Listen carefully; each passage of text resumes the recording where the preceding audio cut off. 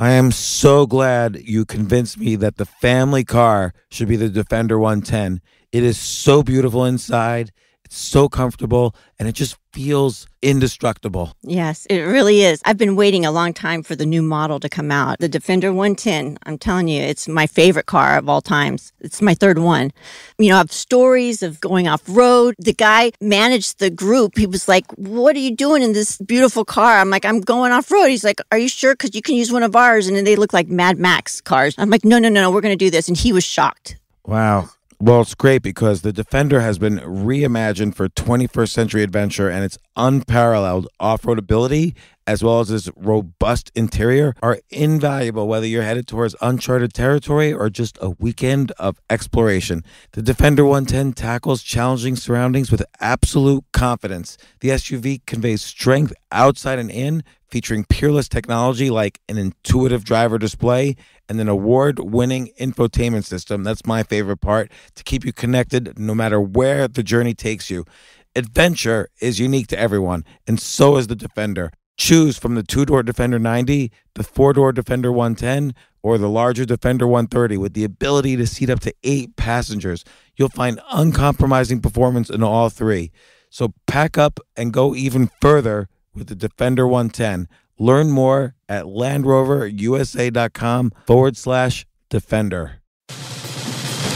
These days, we're all investors, trying to be smart with our money despite our worst impulses. But at iShares, we believe that deep down inside of every investor is a better investor.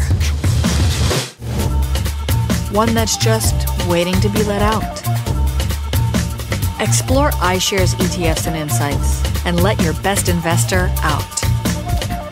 Visit iShares.com for more information. This isn't your average business podcast, and he's not your average host. This is the James Altucher Show. Today on the James Altucher Show.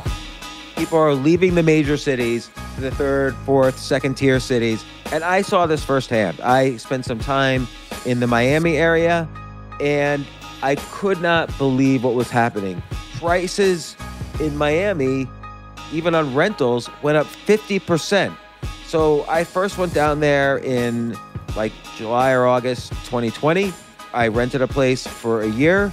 The second year, they wanted to raise the rent 50%. And I talked to other people, housing prices for buying and renting were all up between 30 and even 100%. I couldn't believe it.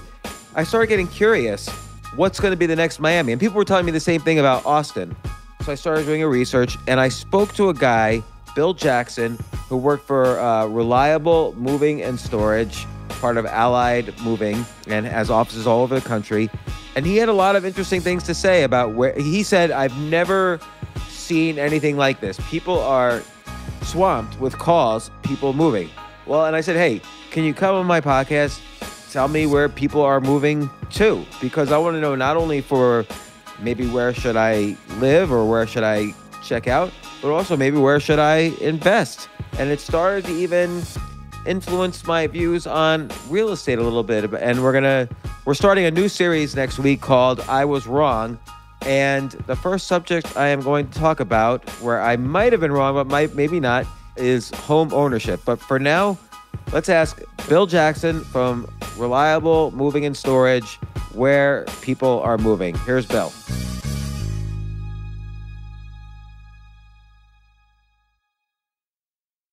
This past year, were people moving less or more? More. Really? You would think that they would just be locked down. I mean, everybody was locked down for a year. You would think that they would wait and see what happens. But where were they moving from, and where were they moving to in general? Like, were they moving from cities to rural, cities to suburbs, suburbs to cities? I work in the metropolitan area. You know, New York City is in our backyard, but we do a lot of Connecticut. So this area is super saturated with people. And most of my customers are going to different states, south, very heavy south. It's been funny, a lot of Tennessee in the last year, a lot of Tennessee customers, a lot of Texas. So that traffic lane has been very predominant, but south is the king I would say Texas and like Kentucky and Tennessee and that area is probably third from my marketplace right now. So I remember there was this time last summer in New York City where you literally couldn't rent a U-Haul. So many people were moving and there was congestion on the bridges from all the moving trucks. But I always assumed they would come back. So, and I want to talk about other cities as well, because I think the same phenomenon is occurring in San Francisco, LA, Chicago, other cities that you may or may not be aware of. I know you work in the metropolitan area, but is this more than usual in the summer? Like what's been unusual during this time in terms of moving? Well, the volume of business since the pandemic started in March 2020 has been phenomenal for me because I used to go out and do the estimates in the customers' homes. And now I'm sitting in my own house for a year and a half now, and I'm doing probably 95% of all my estimates virtual. So I kind of have a new job for someone my age right now. I mean, I'm not a kid, I'm 64, but I've been moving people forever, but I always went out to the homes. So to me, the adjustments that I had to make were doing all visual because, everyone was wearing masks and this and that and no vaccinations. And it was just crazy last year. But the exodus was tremendous from the tri-state area. Just to give you an example, I had my best sales year ever in sales last year.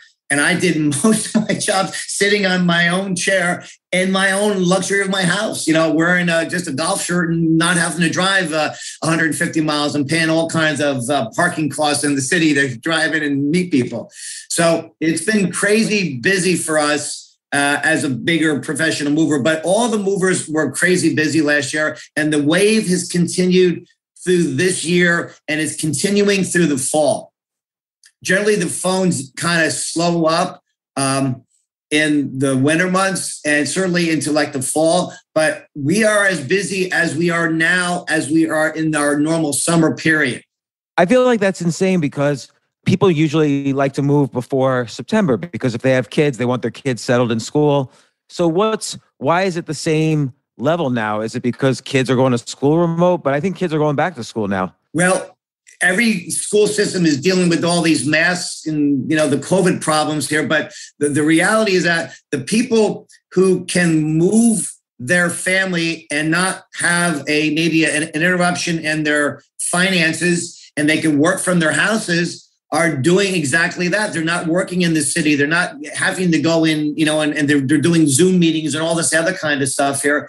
And a lot of people obviously still are being kind of corporately moved, but maybe not in the same volume. So a lot of people are opting to leave on their own dime. They're just saying, I don't need to work in the city. I can live in, Austin, or a big area, Austin, a lot of people in Austin. But it's just been very unusual to have this business phase happen for a year and a half right now. Like I said, I had my best sales year ever in sales last year. And I was happy for that because I thought it was going to be a bad year because I couldn't go out and see people. Right. I mean, that was my bread and butter, was going out and talking to you and shaking your hand and, and then you get to meet me on a one-on-one basis. Well, now you're meeting me virtually on a one-on-one basis. And that's what I did. When I met your daughter and your home in New York City, I did a virtual FaceTime at the apartment on a Saturday morning. And you obviously have a lovely apartment there, but like that was normal business for me last year. Now I'm just walking, you're walking, I'm counting, go back there and remeasure this and doing that. So a lot of the impetus has been on the customers to kind of help me along so that I give good, accurate estimates so we're not having major problems with the drivers. So I made adjustments in my business last year to keep this going, but I've been really happy with how things have worked out for me personally and doing this virtual because I'm having very few problems. So what are people saying? Like, are they typically, I know people don't always have to give you a reason to move. They just say, hey, we're moving. But what are people saying? Like, why are so many people moving? Well, to be able to, again, work at a different state and have the same income, and they don't have to commute anymore, and quality of life, not saying that the city doesn't have great things, but I've lived in New Jersey my whole life. I live in a town called Scotch Plains, but from my house into the city. I used to live in Scotch Plains. When I was 5 years old, I lived in Scotch Plains. Yeah. Are you kidding? No, I was, it was the second home my family lived in with me. No kidding. Wow. Small world. Well, yeah. I grew up in North Plainfield, now live with my family in Scotch Plains, and the ability for people to leave here. I'll give you a classic example. One of our sales guys last year, he left Northern Jersey, sold his house. He moved to Raleigh, bought a bigger house for like hardly any money, took his kids out of school. He has a young daughter. I think she's only like 5. Anyway, but the point is that he says, I'm going to leave. I don't have to pay the high taxes. I don't have to worry about commuting anymore. And now I relocated. He moved down to Raleigh last year, and he's doing great because all of his estimates are virtual. He's a real good salesperson, knows his job really well. But he just said, I don't have to live here. I can move my family to a place where I can have a great home, low taxes, and I can still do my job and still get my same wages as I now live in Raleigh versus and he was living outside of Montclair. They're not just moving like from the city to a suburb like Central New Jersey or the Jersey Shore, because then you still get like let's say the Jersey Shore, you still get maybe the beach and maybe better quality of life depending on what you like. But just in case they want the workers back, you're still commutable to New York City. I know a lot of folks have bought houses who've relocated from the city. There's a gentleman who bought a house right behind me. And he lives, I think he's still got a place in Hoboken, but he now is living here probably 90% of the time. And he's got a yard, he's got a 2-car garage, he doesn't have parking problems living in Hoboken. Hoboken is crazy in Hoboken, there's parking. And the Jersey Shore is the Jersey Shore. You can't beat the Jersey Shore. So a lot of people are doing that. And you're right. If they want to go back to work in the city, hop on the train, go in there, or take the fast ferry out of the Highlands and get in there. But the marketplace here, the houses this past year going up, and they're selling in like days or hours. So what about how's the real estate market in New York City? So I keep reading these articles, but they're usually made by real estate sites, so they might be biased. What they always say, the median sales price is the highest it's ever been. But what's the story? Are people able to sell their houses? Are they renting their apartments? Like, what are they doing? I don't ask a lot of questions like that because it's obviously none of my business what they're doing or why they're doing it. But I mean, because the volume of available housing is now the greatest because people are getting out like crazy or have been for a year and a half. I mean, I'm sure this is going to maybe turn around in a year or two, but you're not having the same opportunity to with now the COVID coming back on air, we're wearing more masks, maybe more places will shut down or have a capacity problem. I know you have the Comedy Store there and, maybe you're only open up so many days a week here, but I don't have the pulse of the real estate market where I can say, hey, this is what's going on here. I mean, obviously still people are still doing business in the city and doing their thing, but I know the way that my business curve has been going on. I did some statistics. If you were maybe interested, I can throw a couple numbers out to you. Yeah. So this is my own chart for this year. And these are only New York City jobs that I did. I estimated a total of 127 customers this year. That 127. Now I do Connecticut that have called to get an estimate and have relocated. No, that's like, so presumably, there's many moving companies. You're one of them. Yes. What's really important is is 127 like 5% higher, 50% higher? What's a normal number for a year? Well, I just kind of took the city because I thought maybe this would be something that might help a little bit. But last year I did from my own house, I believe it was 575 FaceTime estimates. Right. So what about the year before that? Just roughly. I know you don't have the exact before that, number. I did maybe, let's say 450. Okay. So it's like 20% higher. Right. So which is huge. That 20% increase obviously made my revenue go up too, because I had my best year ever. But I saw more customers because I didn't have to drive. And all that downtown driving between stops saved my company obviously money and tolls and everything. Time is money. So, all right, so the question is, let's say you had been remote the year before, like you are now, or virtual the year before. Do you think you would have done that many? Do you think there's been growth in the number of movers? Well, the number of movers has stayed the same. I think people have started to shop more around because they don't have people coming to the houses. They still kind of are getting 3 estimates, sometimes 4, but they're generally getting the name representative moving companies. The top tier. Allied is obviously a top tier company. I mean, everyone knows Allied since they've been in business since 1928. The company is still competing with the marketplace, but there are still people that are hiring, little Joey's mover, and Joey and his 2 brothers are moving you from, Scarsdale to, the Jersey Shore. Well, we can't compete with those little guys like that. But I know right now, the way the phones have been going and the internet activity, we've been super busy, and the wave of business is still pushing out here. They're speculating that the October, November, December slot, which is generally fairly slow, is not going to be slow. And then supply and demand, just like anything else, they're keeping their prices on par with the other major vendors here. And, it's been a really good year and a half. If you're a mover in this tri-state area, if you haven't had a good year and a half, something's wrong with you. Okay. So you said last year they were moving a lot to Austin and the South. Like, I know Miami had a nonstop flood of people from New York. Do you see these people right now? What percentage of them do you think are moving back? Like, how many of these moves are temporary? Well, because everyone can still work remotely, I don't have statistics on people coming out of Florida.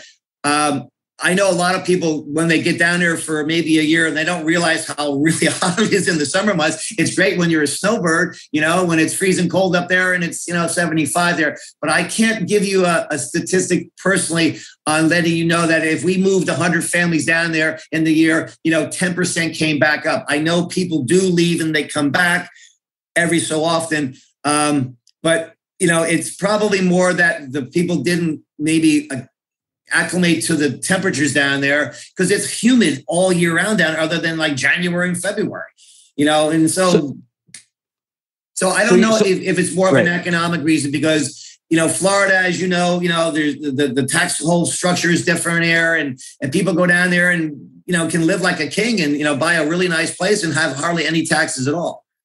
Well, I do know like real estate prices in the Miami area. I don't know the exact percentage they've gone up, but it seems like over the past year, they've gone up considerably. Like, I was renting a place and the landlord actually wanted to increase the rent 50% year over year. And that's crazy. I've never even seen that before. So you mentioned Austin, but I feel like maybe Austin, Miami, and maybe not, but I feel like they had their move, like people already moved to those places and now they're looking for the next tier. Like you mentioned Tennessee, so that's probably like Nashville. Yeah. You mentioned Raleigh. What are some other cities you're seeing pop up now in your search? Well, in people moving. We're doing a lot to the Carolinas all the time. The area in the Charleston area, Mount Pleasant, Bluffton, South Carolina. There's a lot of folks. We get a lot of customers still gravitating to the shore down there, even with the hurricanes and stuff. But it's a nice area to live. They just got to deal with all the hurricane problems. But that's always popular. Obviously, Atlanta, where we're just, we moved you in there. That's always a hot spot area, real hot marketplace. Raleigh, Durham, crazy busy in that area too. But still, anywhere in that southern region, you're getting kind of south of Maryland. We get a lot of Virginia customers, a lot of Delaware customers. You can live down in Delaware and, buy a real nice house down there for hardly anything. The taxes down there are nothing. As you were saying, with the Miami marketplace, James, as you know, that market got so hot and everyone jacked their prices up here. And that's what happens here. These houses were going on sale and hours later they were gone. I moved a good buddy of mine down to the area called the Villages, which is northwest of Orlando. he had a real estate agent, and every time a new house came up, he was getting a call, and you just missed out. You just missed out. And he finally said, I am going to not miss out. And the next place came up there, he says, stay, buy it. And he bought it, and he had to go through, I don't know how many different people were bidding on the same thing, but he finally got his house. I moved him down there in July, and, he paid top dollar for this. He was retired. But that whole marketplace is going crazy down there. And what's going on, and people are selling the houses super fast up here, and then they're going down to areas that don't have the available marketplace anymore. The availability of the houses has shrunk because they're selling so fast. Our storage clients have gone crazy. So you go down to Florida and you say, well, I got a store for 3 months and I want a store in West Palm Beach. Well, of course, we have an Allied office down there. And we call down there and they're like, we can't take any more customers. We're at full capacity. Well, that's never happened. We're at warehouses at full capacity in Florida. So I wonder if that suggests that it's temporary, like people are just storing stuff while they're, away for the winter, or I wonder how much of these moves are permanent. Well, a lot of the customers that I deal with are retiring type of family. I move a lot of retirement people, and they're down there for their last hurrah. That's like their last big move. But the idea is that the self-storage companies are now gaining because the movers are at a point where if they are having availability, they've jacked up their storage prices, they jacked up the redelivery prices.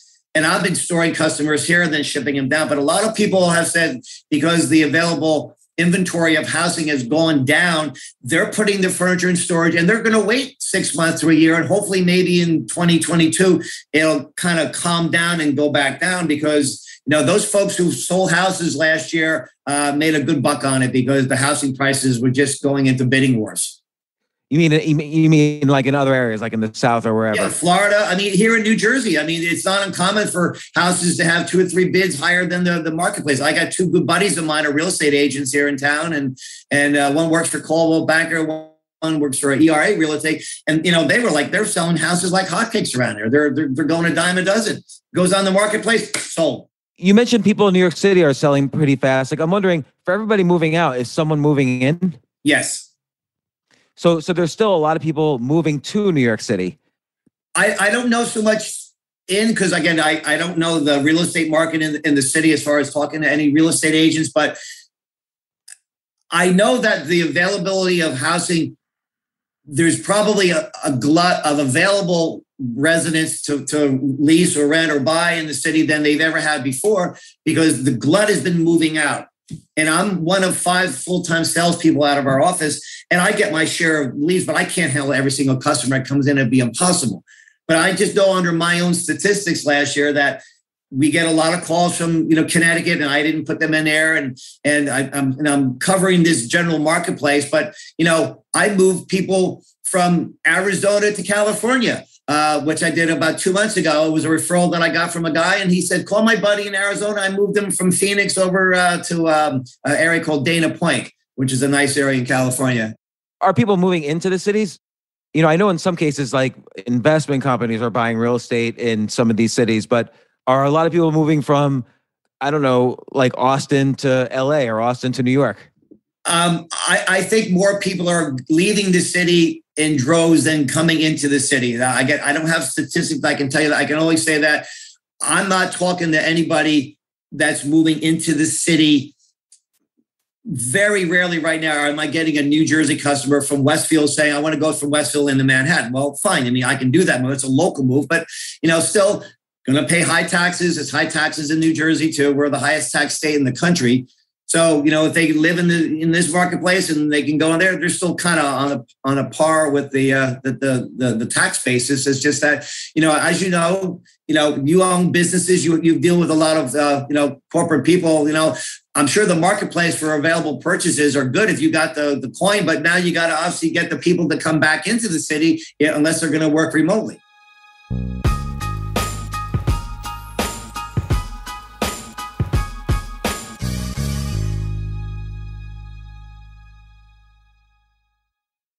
Oh my gosh, I love these clothes. Mizzen and Main. That's Mizzen and Main. It really is the most comfortable work clothes. Travel clothes. I had to travel this whole week. I'm traveling for a week and a half, and I just took Mizzen and Main clothes with me. Close out 2023 in style with comfortable, breathable, packable, and machine washable pieces from Mizzen and Main. As you wrap up your year-end goals, enjoy a Mizzen and Main dress shirt that you can wear confidently. I like that they've very, very just nice, solid colors. I don't really like to get all fancy in patterns and everything, although they do have some pattern shirts, but very comfortable clothes, stretchable pants. It's just super comfortable, but they look professional, and you can wear them casually or professionally. I like some of their flannel shirts or untuck shirts. I love untuck. I never tuck in. So again, whether you're shopping for a special someone or giving yourself the gift you really want, I just buy myself gifts.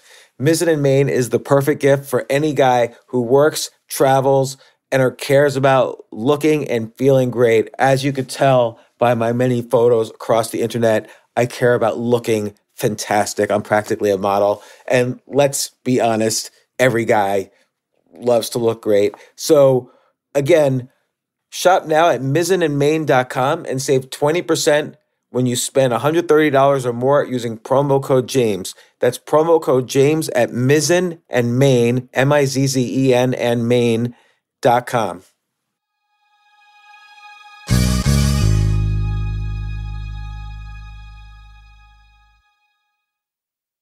You know what I love about fantasy sports is that even though I'm not going to be a great basketball player or a baseball player or a football player or whatever, I feel like I get to participate and make decisions and use my knowledge of these different leagues or these different sports to compete. So it's like I can pick my team or I can pick my favorite players, and I could use my knowledge to make predictions and maybe even make money. So with the basketball season here, you can now pick combo projections across football and basketball from the Specials League on Prize Picks. This is a league created specifically for combo projections that include two or more players from different sports or leagues. Want to play alongside some of Prize Picks' favorite players like rapper Meek Mill and comedian Andrew Schultz, who's also been a guest on this podcast, and I've been a guest on his? You can now find community plays under the promos tab of the app to view entries for some of the biggest names in the Prize Picks community each week. Look, Prize Picks even offers a reboot policy so that your entries stay in play even if one of your players gets injured. For football and basketball games, if you have a player who exits the game in the first half and does not return in the second, that player is rebooted. Prize Picks is the only daily fantasy sports platform with an injury insurance policy. What? So I love playing it. I love anywhere where I can use analytical ability with my interests to demonstrate some skill and maybe make some money. And I like the game-like aspect. I do wish they had chess as a category on prizepicks.com, but I'll settle for what they've got. Maybe I should make my own fantasy chess league. But in any case, I love Prize Picks. Go to prizepicks.com/James. Use code James for a first deposit match up to $100. That's the easiest $100 you're ever going to make. So that's prizepicks.com/James and use code James. Daily fantasy sports made easy.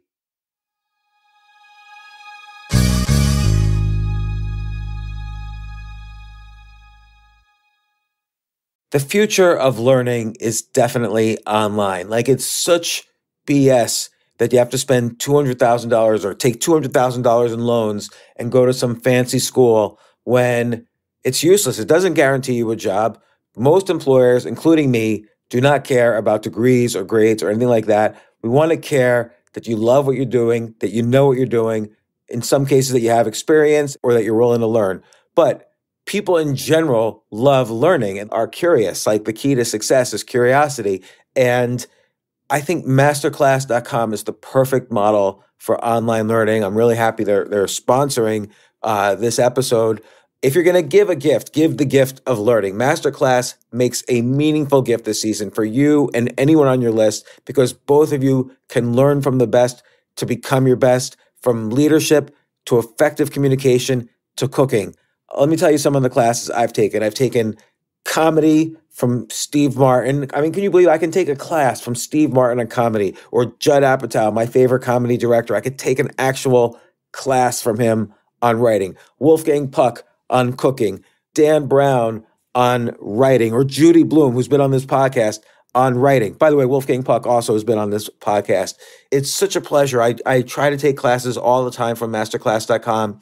And whether you're watching Masterclass on TV or listening in audio mode in the app or on their site, the quality speaks for itself. It's like these Masterclass instructors are your own personal mentors that are going to help you reach the next level.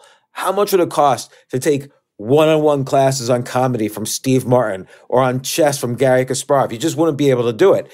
But it would cost hundreds of thousands of dollars.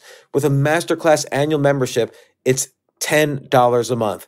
Memberships start at $120 a year for unlimited access to one-on-one classes with all 180 plus Masterclass instructors. So it's not just $120 for one instructor. You get all 180 plus Masterclass instructors. Boost your confidence and find practical takeaways you can apply to your life and at work. And if you own a business or are a team leader, use Masterclass to empower and create future-ready employees and leaders. That's the real education in today's world. So this holiday season, you can give one annual membership and get one free at masterclass.com/JAS. JAS, of course, stands for the James Altucher Show. So right now you can get 2 memberships for the price of one at masterclass.com/JAS. Masterclass.com/JAS. Offer terms apply.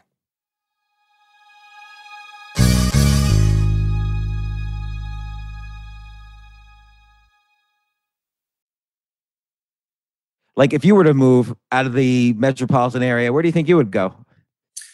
Well, if I can convince my wife, and that's another conversation, but I would like to go closer to the water somewhere. Because I've done this for a long time. I know the areas that I like to live in. The Carolinas being my first choice. I don't want to go to Florida because it's too hot the year round. At least in the Carolinas, you have seasonality, and that's good. But I'm a person that wants to gravitate down to Myrtle Beach. There's an area down there called Murrells Inlet, which is a real nice area. I've been researching that for years.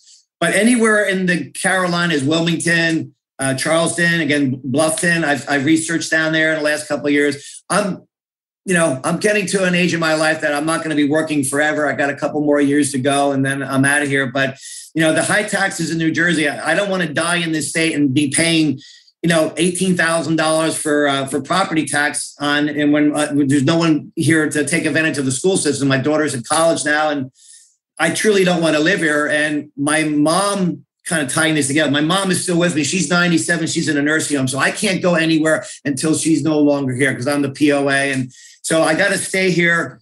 My wife's parents are gone. My father's gone, and I can pick up and I can move anywhere and even do my job remotely sitting in my house with a tablet. If I want to work 2 days a week and live in Murrells Inlet and go golfing and fishing and hanging out on the beach, well, why not? Let's do it. See, I think that's happening. Like people in the past said, oh, I want this and this and this in my lifestyle. And when I either retire or have enough money, then I'll move to a place where that lifestyle exists. But now they're saying, oh, you mean I could choose a lifestyle and live right now where that lifestyle is because I could work remote? I think now that's a big impetus. Without a doubt. The taxes are a big deal too, but both in California and New York and maybe some other places. Like the reason why they're moving to places like Florida or Texas is there's no state taxes. I don't think there's state taxes in Texas. What about, are you seeing any east to west moves or west to east moves? Like your company's a big company. I know you work in the metropolitan area, but are you seeing a similar exodus out of LA and San Francisco? I know that there is a traffic lane from California into Texas. I know there's a lot of people relocating into Texas. I mean, wasn't Tesla supposed to be moving their corporate headquarters from California into Texas? I mean, weren't they getting Musk to do that? So I mean, for that reason, I mean, there's still a lot of people leaving California. I mean, I don't really have any of that business. They're not going to call me in New Jersey to get a flight, from California in most cases. But, those marketplace, Texas is super busy. I mean, it's the second largest state for volume to move into from anywhere in the United States. Florida is the biggest. Wow. So, and again, I sort of feel like I looked around in Florida at real estate prices. And from what I hear in Texas, everything's gone up so much, both in terms of renting and selling, that I wouldn't make a bet on, if I was investing in real estate, I wouldn't make a bet on those two states right now, just because if they're up 50% already, you can't keep going up 50% every year. Right. But it seems like these second tier cities, like, you mentioned like some cities in the Carolinas, you mentioned earlier Tennessee and Nashville. What other cities are there third? Let's say some cities are second tier, some cities are third tier, like maybe Kansas City, Missouri is third tier. Are you seeing people move to any third tier kind of cities? We get a pretty good push of business for Colorado. That's been pretty popular. Like Denver or Boulder? Or Colorado Springs, Denver, Boulder. I just moved a family out there 2 weeks ago. Bought a nice place out in Jackson Hole. Wow. in that direction. But Colorado has been real, it's a second tier might be the right way to say that. I mean, we're not getting calls every week to Colorado, but it's not like we're getting once a month. And this is just me, because again, I'm only getting my share of the sales leads here. But Colorado is a pretty popular state to retire to. Or let's take like Tennessee as an example. So when I think Tennessee, I think Nashville. And I know last year there was a lot of people, that was a place where people were moving. Yes. What about the next tier in Tennessee below that, like Knoxville or Chattanooga, or let's say Miami? Are people moving to northern Florida rather than Miami? Or, what cities are starting to pick up? Is Raleigh starting to pick up even more? Is Atlanta? Is Dallas? They're pretty stable over the years. The Raleigh marketplace has been hot with corporate business for 8, 9, 10 years right now. A lot of folks going down there, and I know they're doing a lot of growth down there. They're putting up new high schools because all these people are coming in. As far as like Florida, up in the Jacksonville area, Ponte Vedra Beach, there's a lot of areas, nice areas up there to move into. Don't get anything really a lot up in the Florida Panhandle. I mean, it's very odd for me to get a Fuquia Springs or Tallahassee or something like that. It seems it's always Northeast Florida. Orlando's still crazy hot. Windermere, Winter Garden. Still get a lot of people going down to like Bonita Springs, Naples. That area, Southwest Florida, is always been a real popular area to move into. I wonder if those cities are the real estate is also going crazy. Like, I wonder if there's a city where the real estate hasn't yet gone crazy, but you're noticing a pickup in people moving there. Because at some point, people are going to stop moving to Miami. Not that it's not good, but just that the prices are too high. True. I moved the family up from Bonita Springs up to the city. Actually, they're in storage in our facility. And I said to this lady, I go, "Did you list your apartment yet?" A nice 2-bedroom. And she goes, "No." I said, "I'll guarantee you." I said, "You're going to sell this in hours. It's going to go in a bidding war once it goes along the market." And she sold the house in a day in a bidding war. She got like whatever percent more. And I honestly got her moved. But the point is that, that was a move that it was a referral from, I moved one of her friends, and she said, "We're coming back up to the city," and blah, blah, blah. So I got that move. It just, that marketplace has been real super hot too down there. The Bonita Springs area, Fort Myers, Naples, that's a real hot area too down there. What about other states are starting to get hotter than usual? Well, Arizona is still always popular. The retirement area, Scottsdale, if you're a golfer, that's great. No humidity, all that kind of stuff, but it's still hot as heck out there. Tucson, Paradise Valley, they're all nice areas. But it's been pretty stable that way. Hasn't really fluctuated higher, though. That's always been a good marketplace, especially for the retirement people. Like, is North Carolina hotter in 2021 than 2020? Louisiana or Georgia or Alabama, because you mentioned the South, are any of them starting to race ahead of the others? I think the Carolinas are both kind of on the equal plane. Georgia, again, equal plane. Don't get too many customers that often to Alabama or like Louisiana. Maybe once, twice a year, I'll get a customer in that area. And when you say equal plane, other than the Tennessee marketplace has been pretty hot. Kentucky's been pretty well demanded. Not crazy, but more in the last year and a half than I had in a while for Tennessee in that area.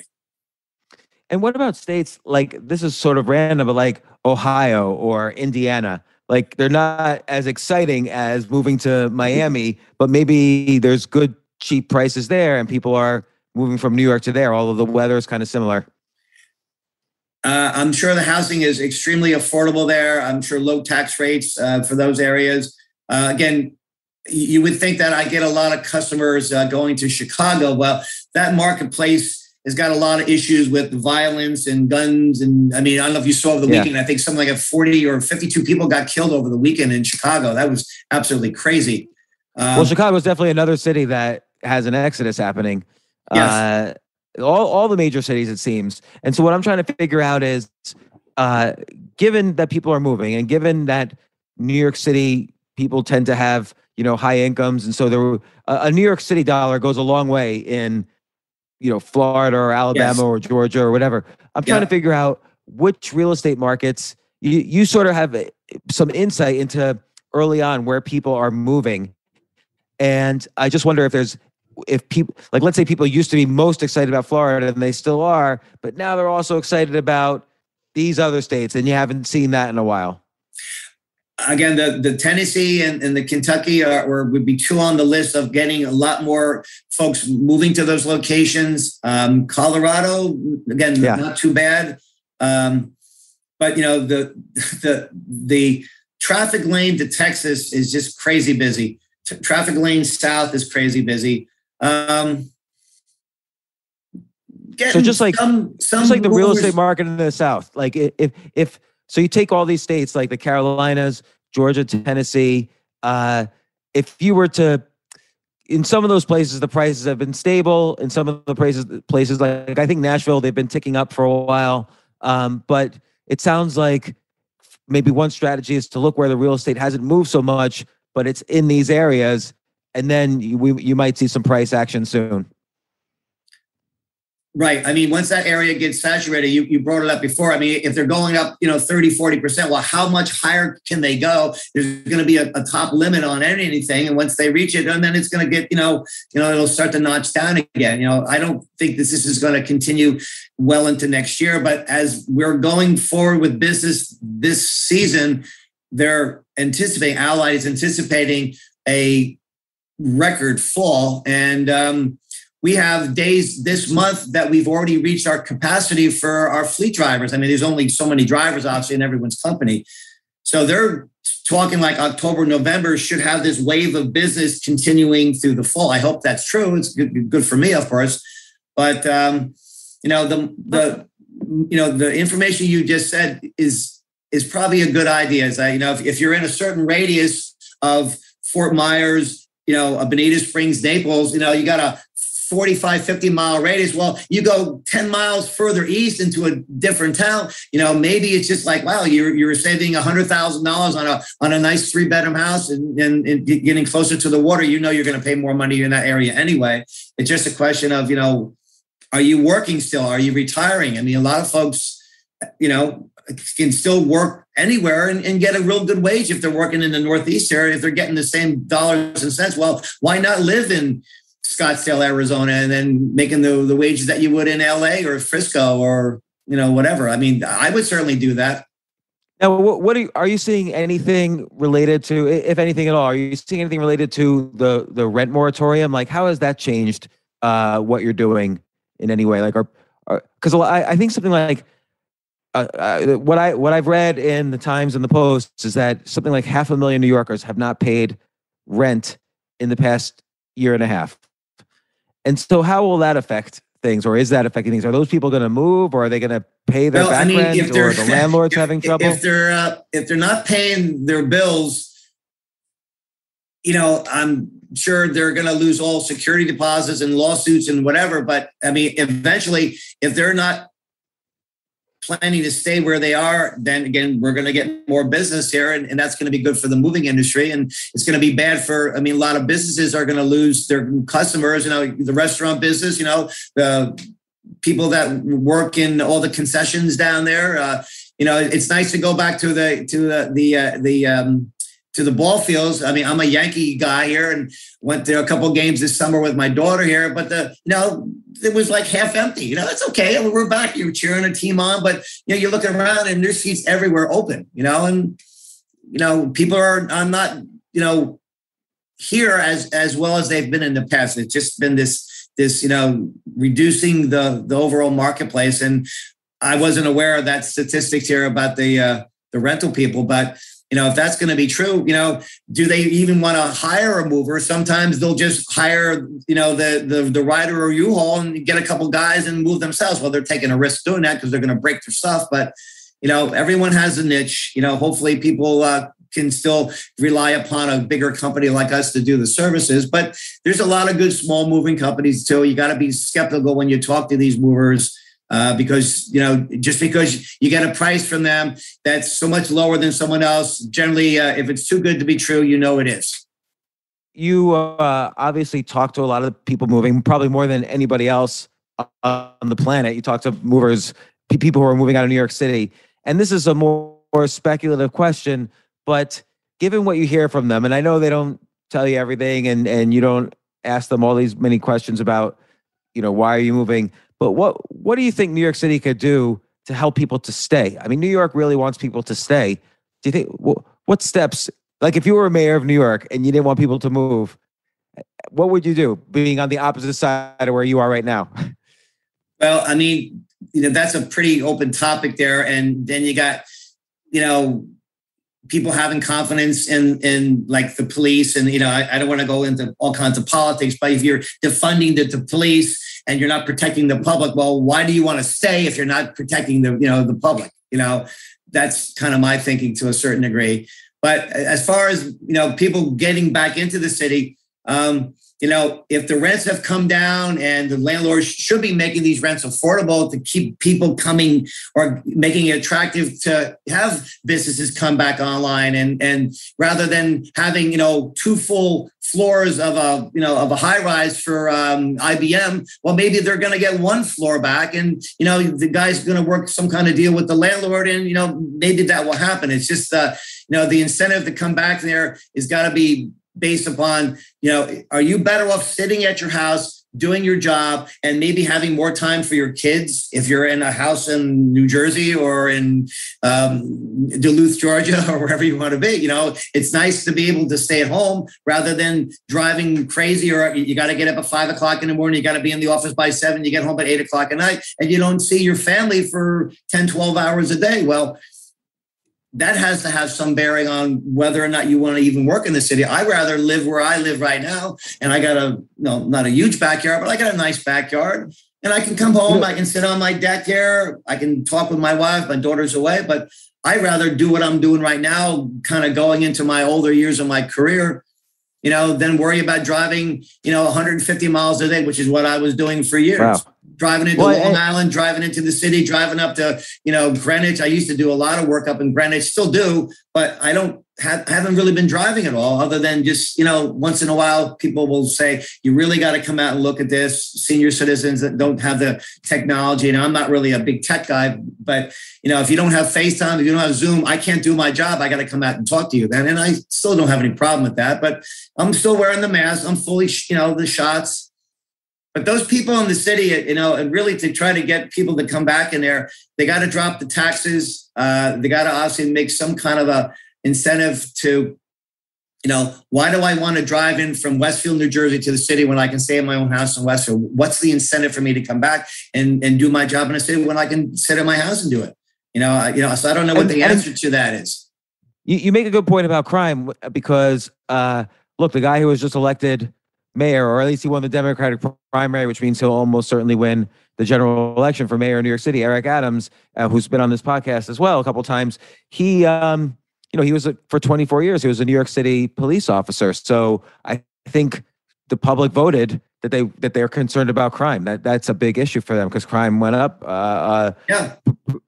considerably.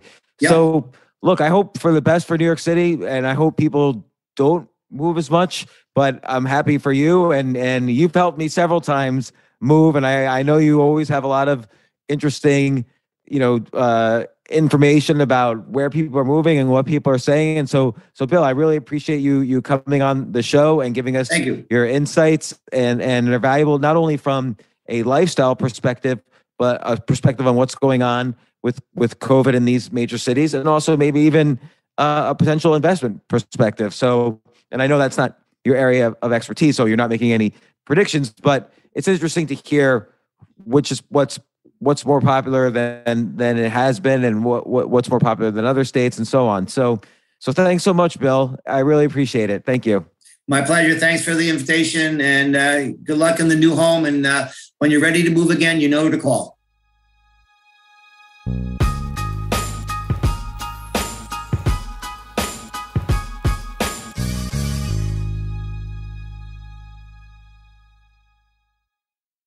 Taking a tour of where your finances can go? Good plan. See how Northwestern Mutual's approach to financial planning is designed for your goals with our interactive tour. Try it today at northwesternmutual.com/tour. The Northwestern Mutual Life Insurance Company, Milwaukee, Wisconsin.